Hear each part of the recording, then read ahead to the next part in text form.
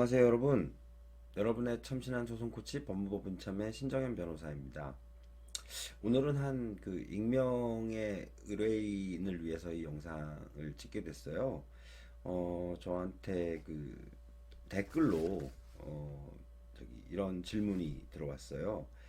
자기가 아시는 분인데 18세에 5천만 원을 아버님 치료비 때문에 빚을 졌대요. 그래서 이자율은 4%고 6년 동안 열심히 일해서 갚았답니다.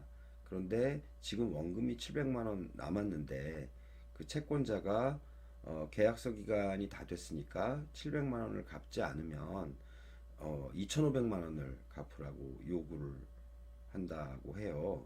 그래서 이 지금 18세에 5천만 원을 빚져서 갚으셨던 그 분이 지금 극단적인 선택을 할 정도로 정신적으로 좀 어려움을 겪고 있나 봐요. 그래서 이분을 도와줄 방법이 없을까요? 라고 이렇게 문의가 왔는데요. 그래서 이분을 도와줄 방법을 생각을 해보다가 이 동영상을 찍는 게 좋겠다라는 생각을 하게 됐어요. 제가 이분이 누군지도 모릅니다. 하지만 이렇게 질문하신 걸 보면 이건 분명히 사실일 것 같고요.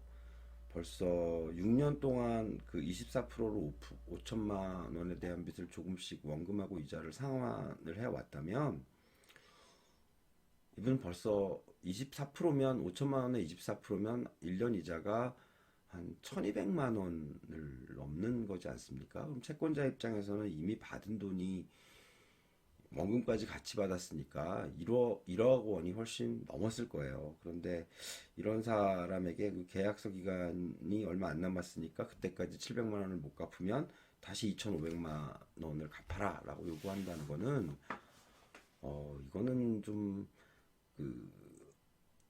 생각하기 어려운 일이죠. 저는 이 계약이 어떻게 되어 있는지는 지금 현재 잘 모르겠습니다만 원금이 700만 원으로 줄어들어 있는데 그게 다시 2,500만 원으로 늘어난다는 일은 있을 수가 없습니다. 우선 그리고 먼저 이제 이분이 극단적인 선택을 할 것 같다는 이제 글을 올려주셨는데 지금은 제 생각에는 너무 좀 지쳐서 그래요. 저도 많은 의뢰인들을 보는데 이렇게 정신적인 핀치에 몰려서 이렇게 저를 찾아오시는 분들이 많이 계세요.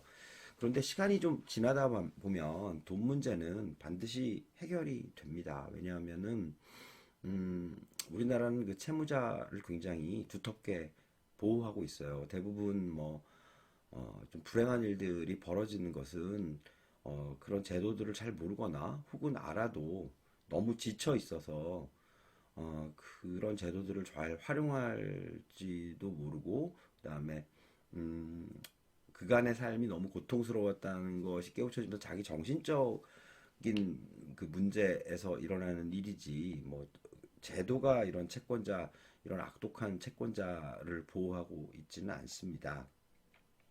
오늘도 사업이 부도위기에 몰려서 이제 저한테 왔던 의뢰인을 만났는데요. 이제는 한 몇 개월 정도 지나시니까 다시 이제 베트남에 가서 일을 할 생각에 좀 부풀어 계시더라고요.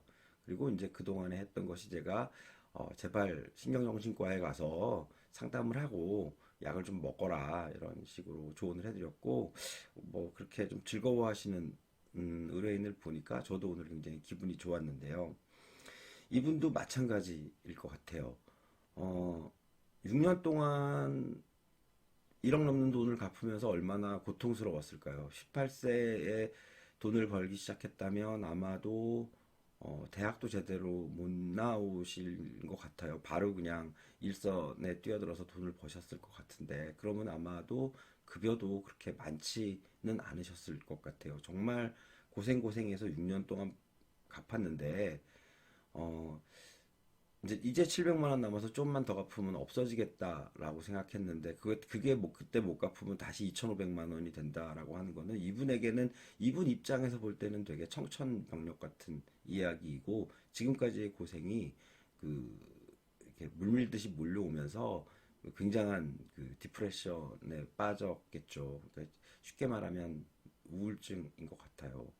하지만 그 지금 기간이 700만 원인데 못 갚으면 2,500만 원으로 일 내라라고 말하는 것은 이거는 형법상의 범죄가 될 수도 있어요. 강요나 협박이 될 수도 있는 거죠. 아마 이 그 빚지셨던 채무자분이 굉장히 착하신 걸로 추정이 됩니다. 그리고 그동안의 이자율 24%를 계속 받았다는 것은 그 돈을 빌려준 사람이 어딘지는 모르겠는데 불법 추심에 대한 것도 좀 고려를 해볼 수가 있어요. 좀 법률구조공단이나 아니면 가까운 변호사님께 가셔서 상담을 한번 받아보는 것도 괜찮을 것 같아요. 그리고 어, 다시 한번 말씀드리지만 대한민국에서는 돈이 없어서 채무자라고 그 인신이라든지 아니면 뭐 다른 것에 삶에 불편함을 주지는 않아요. 그 돈을 못 갚을 뿐이고 만약 정말 정당하게 못 갚는다면 회생이나 파산 제도를 이용하면 될 것이지 뭐 절대로 극단적인 선택을 할 이유는 제도상으로는 일단 하나도 없습니다. 그리고 뭐 기초적인 보호도 뭐 우리나라 정도면 굉장히 저는 선진국이라고 생각을 해요. 그리고 일단 이런 악독한 채권자를 만났을 때는 채무자도 좀 강하게 나가셔야 됩니다. 일단은 있어도 못 갚겠다라고 쉽게 말한 소위 말하는 배째라 전략으로 나가서 협상을 이끌어내든지 하는 것이 더 바람직할 때도 있습니다. 이 지금 채권자는 뭐 이것도 물론 추정이지만 너무 착하니까 이분이 그리고 잘 갚으니까 더 받을 욕심에 이러고 있는 것으로 보여요. 부디 그 법률구조공단이나 아니면은 뭐 가까운 변호사님을 만나서 상의를 하거나 아니면 경찰서에 가서 상의를 한번 해보시기 바래요. 분명히 길이 있을 겁니다. 그리고 이렇게 힘든 상황이 왔을 때는 의뢰인들을 많이 보지만 굉장히 멀리 보질 못하고 그 앞에 있는 상황만 보고 굉장히 음, 뭐랄까 그 전부 다 이 부정적으로만 생각을 하게 돼요. 그게 우울증의 한 증상이기도 한데요. 조금만 앞으로 나가면 그 터널이 끝나거든요. 그러니까 그때까지 좀 참으시면 이분 같은 경우는 얼마나 훌륭합니까? 18세 나이에 그 1억이라는 돈을 갚으면서도 여태까지 꿋꿋하게 살아왔잖아요. 이분은 그 빚이 없어지면 반드시 부자가 되실 수 있는 그 어떤 돈을 버는 체력 그리고 그 다음에 그 돈을 그 간수하는 능력을 분명히 갖추셨을 거예요. 그러니까 반드시 좋은 날이 있을 거라고 생각을 하니까 부디 힘내시기 바라고 혹시 도움이 필요하시면 언제든지 뭐 댓글이든 어떤 걸 통해서든 제게 연락을 하시면 저도 상담을 해드리도록 하겠습니다. 그럼 그 질문 주셨던 분하고 지금 이 건의 채무자 분하고 부디 힘내시기를 바라고요. 네, 이상으로 동영상을 마치고자 합니다. 네, 저는 지금까지 여러분의 참신한 소송 코치 법무법인 참여 신정현 변호사입니다. 감사합니다.